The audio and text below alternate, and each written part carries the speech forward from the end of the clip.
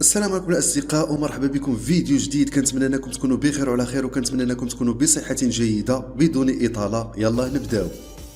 حكيم زياش نجم المنتخب المغربي وتشيلسي الانجليزي حصل على اعجاب عشاقه بصوره نشرها على انستغرام. المايسترو ظهر رفقه والدته اليوم السبت وكتب على صفحته: اتمنى يا امي ان تصبح كل دمعه سقطت من عينك من اجل نهارا لك في الجنه. وانهالت الاف التعليقات من المحبين على زياش اللي عبروا على اعجابهم بالصوره والمنشور. وكل شيء كيعرف بان حكيم زياش تربطه علاقه وطيده بالوالده ديالو واللي ما كتفرقوش في اغلب تنقلاته، وراه كانت معاه في مونديال قطر مثل ما حضرت الحفلات التي شهدت تتويجه ببعض الجوائز الفرديه، وتحديدا خلال فتره احترافه بالدوري الهولندي مع نادي اياكس امستردام. الجدير بالذكر ان حكيم زياش كان قريب من الرحيل عن تشيلسي في الانتقالات الشتويه المنقضيه صوب باريس سان جيرمان، ولكن تأخر النادي الإنجليزي في إرسال المستندات بالشكل الصحيح أفشل الصفقة.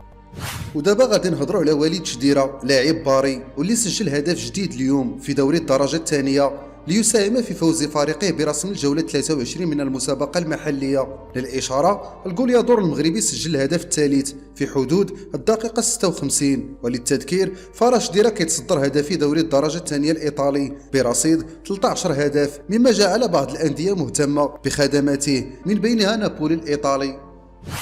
وبالنسبة لأشرف حكيمي فقد ساهم بشكل كبير بفوز فريقه على تولوز بهدفين مقابل هدف برسم الجولة 22 من الدوري الفرنسي ليغ 1. تولوز كانوا سباقين في افتتاح النتيجة عن طريق الهولندي فان دين بومان في الدقيقة 20، لكن أشرف حكيمي خرج لهم من جلب هدف التعادل في الدقيقة 38 قبل أن يعود لهم من جديد في الدقيقة 58 ليقدم لبطل العالم الأسطورة ميسي تمريرة حاسمة سجل بها الهدف الثاني. وبهذا الانتصار عزز باريس سان جيرمان صدارته في الترتيب بعد الوصول إلى النقطة 54 مبتعدين على غريبهم التقليدي أولمبيك مارسيليا وصف الترتيب ب8 نقاط.